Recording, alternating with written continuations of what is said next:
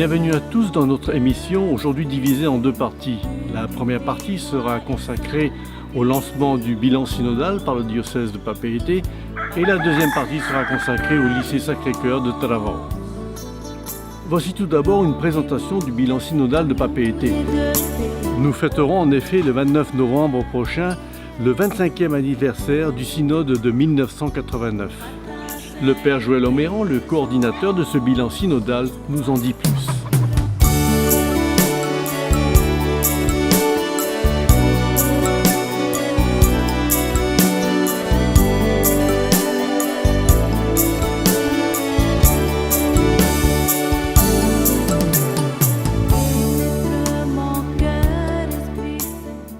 Je voudrais profiter de cette occasion qui m'est donnée de communier avec vous, les Tahitiens de la diaspora en France, Nouvelle-Zélande, Australie et ailleurs, pour vous souhaiter un Yaorana, une bonne santé à vous et à vos familles.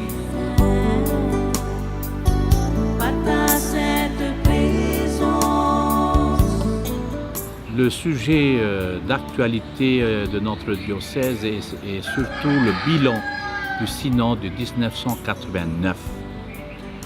Pourquoi attendre 25 ans pour enfin faire un bilan? Parce que 25e anniversaire, ça sera le jubilé de ce même synode. Et j'allais dire, l'Esprit Saint et nous avons décidé de nous ouvrir à cette recherche de ce qui a été fait, que le synode nous a proposé, ce qui n'a pas pu être fait et pourquoi. Et enfin, aussi une force de proposition, puisque maintenant nous sommes en 2014, il y a des choses qu'on n'avait pas en 89 et qu'on a en 2014. Par exemple, le numérique.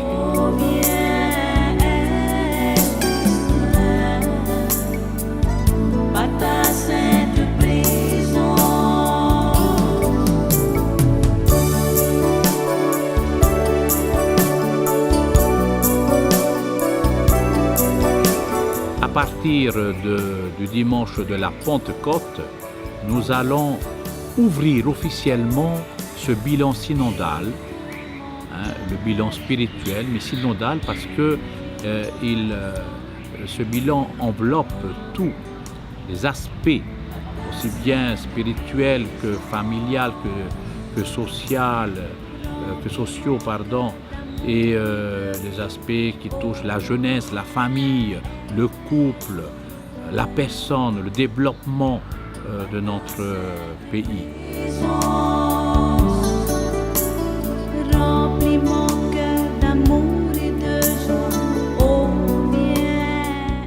Donc ce bilan synodal va être un temps, prendre le temps de regarder ce qui a été fait, ce qui a été vécu, ce qui a été réalisé surtout. Et de voir ce qui reste à faire et comment faire. Alors pour cela, nous commençons par le dimanche de la Pentecôte pour un peu nous rappeler, nous mettre un peu dans l'ambiance et dans l'esprit de Pentecôte. Parce que nous ne devons pas continuer à nous asseoir sur nos acquis, mais toujours à renouveler les grâces de notre baptême, parce que ce n'est pas seulement une affaire d'évêque, une affaire de prêtre, de diacre, de tabini, c'est l'affaire de tout baptiser, d'avancer sur la route de sa vie et aussi de temps en temps de regarder dans le rétroviseur pour voir les distances parcourues, où j'en suis avec tout ça, cueillir les fruits et pourquoi ne pas aussi ressemer les graines pour que l'évangélisation continue à se faire. Donc c'est l'affaire de tous, l'affaire de tout baptiser. Et ça c'est important pour nous de nous le rappeler. Le synode, c'est moi et les autres. C'est, comme dit Monseigneur Michel en son temps, c'est aller vers les autres. Mais pas seulement aller vers les autres et on s'arrête là. Aller vers les autres pour partir vers le Christ. Pour partir vers le Christ, parce que le Christ reste notre seul Sauveur, notre seul Seigneur. Le 7 juin dimanche de Pentecôte, nous allons demander la joie de l'Esprit Saint qui vient nous remplir de toutes ses forces pour justement nous ouvrir au questionnaire des 7 commissions que nous allons avoir. Ensuite, viendra à partir dès le 7 juillet, le lundi 7 juillet, le temps de l'école, c'est-à-dire le temps de la formation. Et toutes les écoles diocésaines, je parle donc du mois de juillet, vont être aussi, vont s'investir dans ce bilan synodal. Toutes les écoles, jusqu'au Rabbi Akakita, l'école de la foi, Emmaüs, Nota, Reotreti, ainsi de suite. Donc c'est pour vous dire l'importance pour nous de cueillir un peu les fruits du synode de 1989 et de faire encore progresser un peu plus dans l'évangélisation de notre pays. À partir d'août, c'est-à-dire début août, ça sera le temps des paroisses. Alors le temps des paroisses, c'est quoi?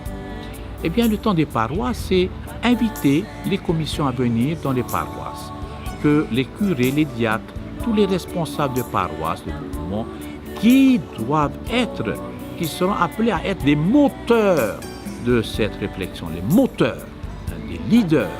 Donc, il faut créer un certain leadership dans chaque paroisse pour que le bilan synodal soit vraiment vécu avec joie, avec envie, avec plaisir, je vais dire, parce que ça concerne chacun de nous.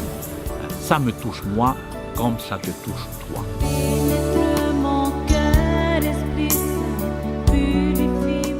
Mais ça peut être aussi en famille. Il y a une famille qui décide, tiens, et nous? Ben tiens, peut-être nous sommes en Nouvelle-Zélande, c'est pas très loin, ou en Australie ou en France. Tiens, pourquoi pas? Ben, on va utiliser Internet, on va utiliser Facebook. Il y a des questions, il y a des réponses. Pourquoi pas? On peut le faire. Il suffit de demander. Et de le faire, surtout. Donc, c'est possible aussi. Alors, fin octobre, j'espère que pour la plupart, c'est pratiquement fini, ou même mi-octobre, pour que, avant le 29 novembre, nous ayons terminé un petit livret sur le résultat donc, du bilan synodal de 1989. Et voilà. Alors vous allez me dire, et après? Eh bien, et après, nous avons maintenant un outil, eh bien, il faut l'utiliser. Donc, on va utiliser cet outil pour réactualiser, pour continuer l'évangélisation dans nos groupes, dans chaque personne, dans nos familles, dans nos écoles, dans nos paroisses, bref, dans notre diocèse, où nous allons accomplir ce que Jésus a dit, aller de par le monde. Donc, renouvellement des promesses de notre baptême dans cette manière de faire, avec grande joie, et aussi, eh bien, s'ouvrir aux autres pour qu'eux-mêmes puissent mieux comprendre et mieux vivre les grâces du baptême, au nom du Père, au nom du Fils, au nom de l'Esprit Saint, au sein même, dans le cœur même de l'Église, dont nous sommes les enfants. Voilà le synode, le bilan synodal de 1989.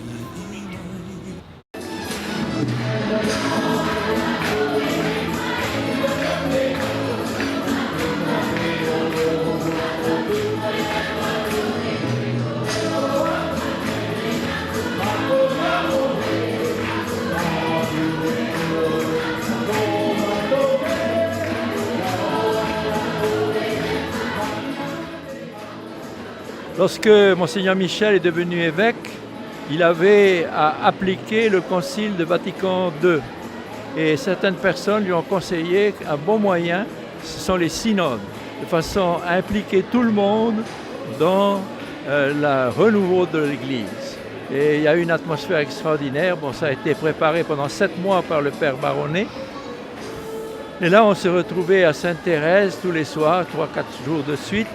On se retrouvait des gens de toute Haïti, on était heureux de se voir et en même temps les gens se rendaient compte qu'on leur donnait de l'importance, on les consultait, on voulait travailler avec eux. L'Église n'était plus cléricale comme elle a été quelquefois, elle était vraiment participative. Je pense que là, les gens ont compris qu'ils étaient l'Église et qu'ils avaient tous une part à prendre dans la vitalité de l'Église. Alors, il y a eu des décisions qui ont été prises et qui sont maintenant, on ne se rend pas compte que c'est là qu'on a pris ces décisions. Même des petites choses, par exemple le communiqué qui paraît toutes les semaines, c'est là que ça a été demandé. Je ne sais pas si c'est le deuxième synode, peut-être.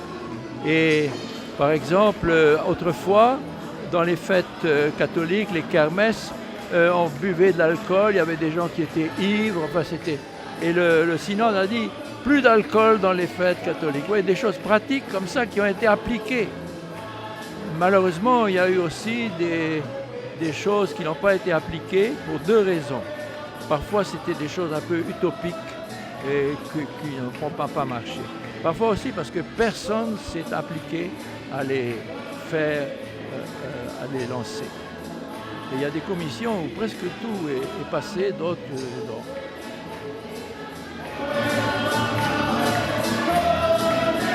Pour terminer la présentation de ce bilan synodal, voici le numéro spécial du Semeur du mois de juin, un numéro qui vous permettra de comprendre toute l'organisation de ce bilan synodal. Vous y trouverez les commissions, vous y trouverez les questionnaires, ainsi que les 128 propositions qui ont été formulées à l'occasion du dernier synode de 1989. Direction maintenant Taravao pour l'inauguration du lycée Sacré-Cœur, la dernière pièce d'un ensemble de 1000 élèves avec le primaire et le collège qui existent déjà. Voici quelques images colorées de cette inauguration, après quoi le frère Alain Selton, le chef d'établissement qui prendra sa retraite à la fin de l'année, nous en dira un peu plus sur la place qu'occupe son établissement dans la presqu'île de Tahiti.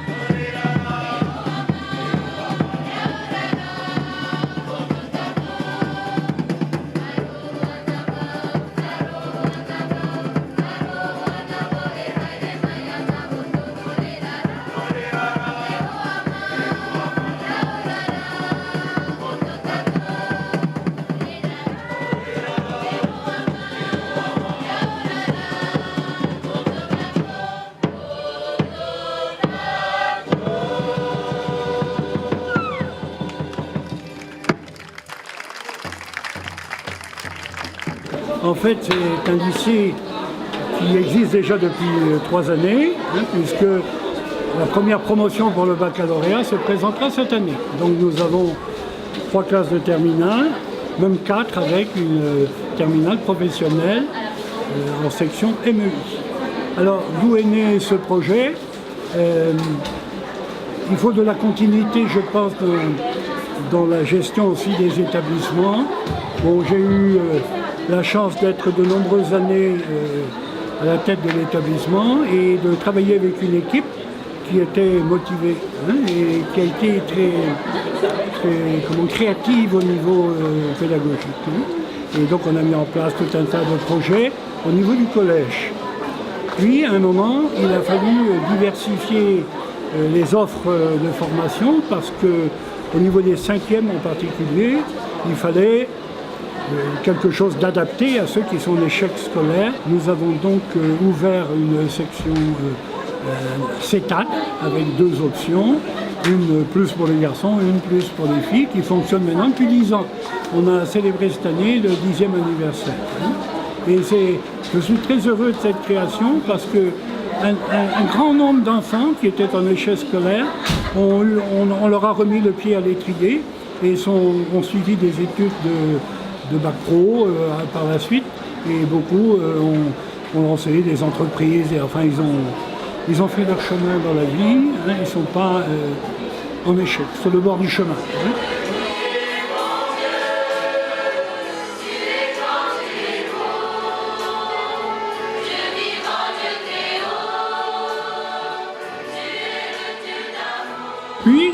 après nous être intéressés de près à ceux qui avaient des difficultés scolaires, on s'est intéressé aussi à ceux qui réussissaient bien. Hein. Jusqu'à présent, tout le monde allait au lycée public pratiquement, et le lycée public débordait, puisque ils doivent être à 1400 élèves, quelque chose, ils ont même été près de 1600, et donc il n'y avait pas de concurrence par rapport au public, puisque notre lycée actuel comporte 200 élèves, hein. Donc 200, 1400. Bon, maintenant, il nous reste quand même à veiller à faire une offre de formation qui soit un peu nouvelle, qui diversifie les propositions à l'intérieur du bassin. Parce que nous travaillons en bassin où il y a 2 autres lycées, un à Papara et l'autre à Taravao, et donc on essaye d'être complémentaires. C'est dans cet esprit-là qu'on a ouvert la formation EMUI, maintenance des équipements industriels. Il y avait aussi à Saint-Joseph de Punaouia, et dans 2 lycées publics. Mais dans notre secteur, ça n'existait pas. Pour le moment, c'est pratiquement un auto-recrutement, mais nous espérons bien que peu à peu, le lycée va se faire connaître et venir s'inscrire. Les gens vont venir s'inscrire en plus. Alors, parallèlement, nous avons ouvert aussi 2 classes de seconde générale. Cette année, nous ouvrons une 3e seconde générale.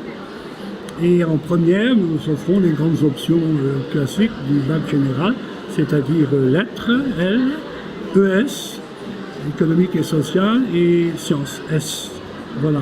Et donc, cette année, les premières promotions arrivent à l'examen. Alors évidemment, on attend tous.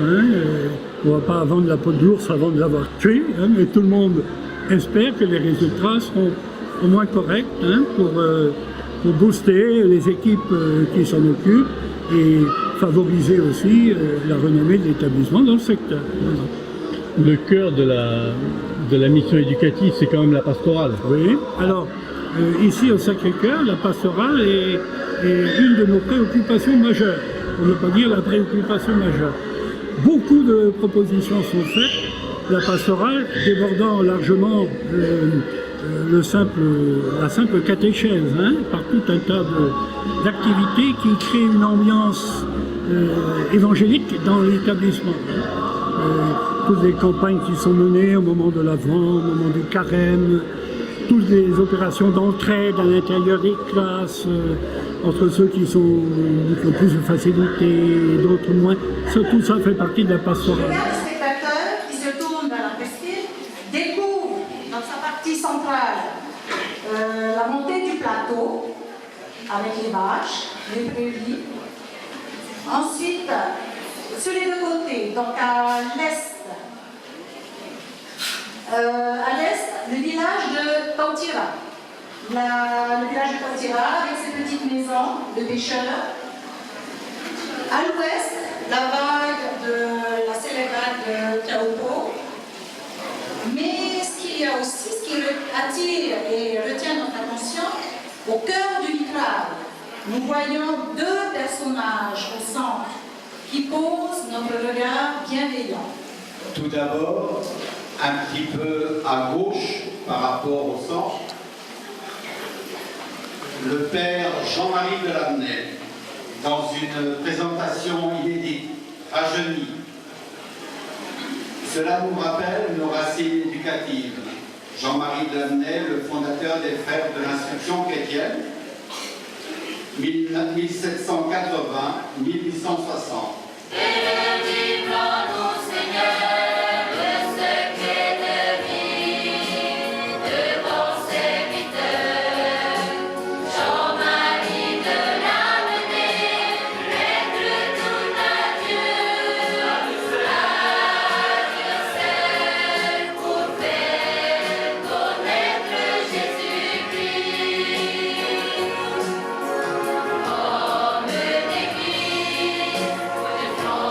Jusqu'aux îles.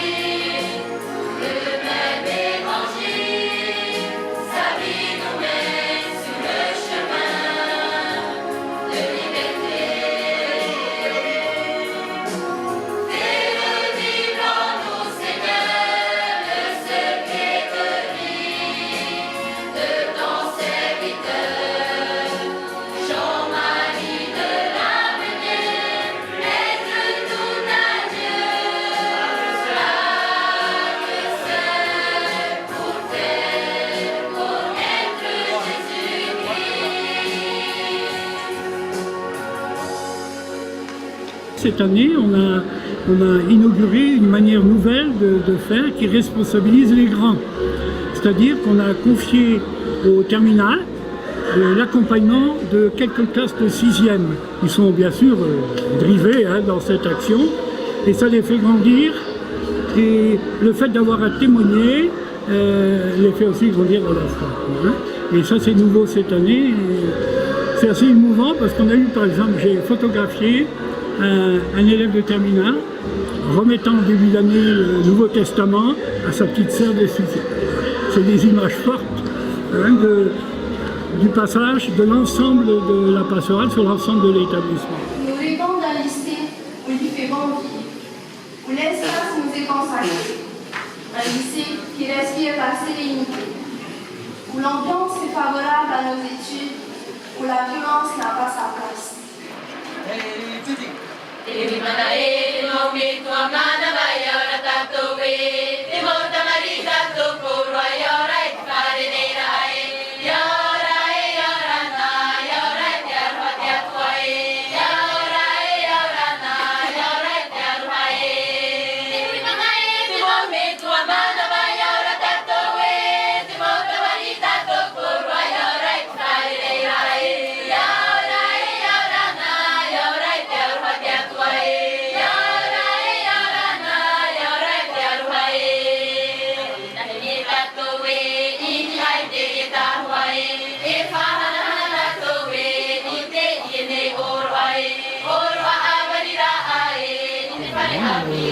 Des souvenirs marquants,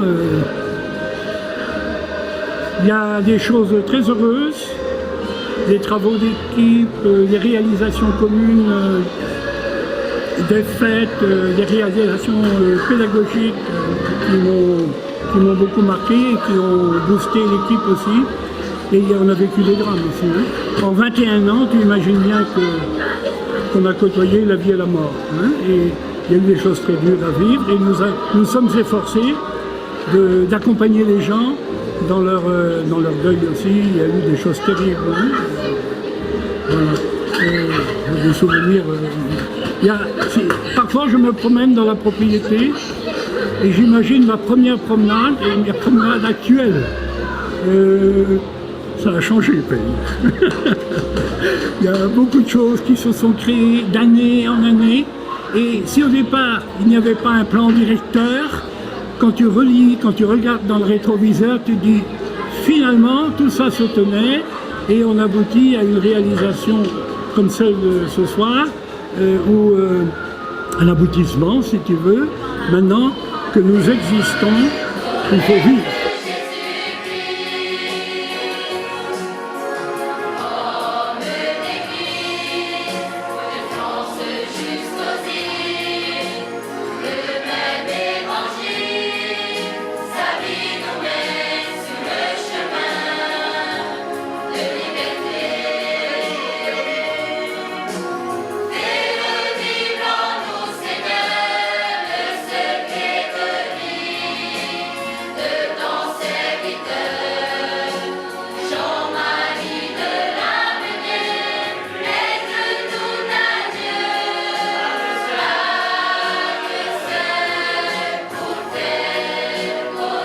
Il faut justifier la confiance très forte que les familles font. Moi, ça me touche beaucoup, c'est la confiance des familles.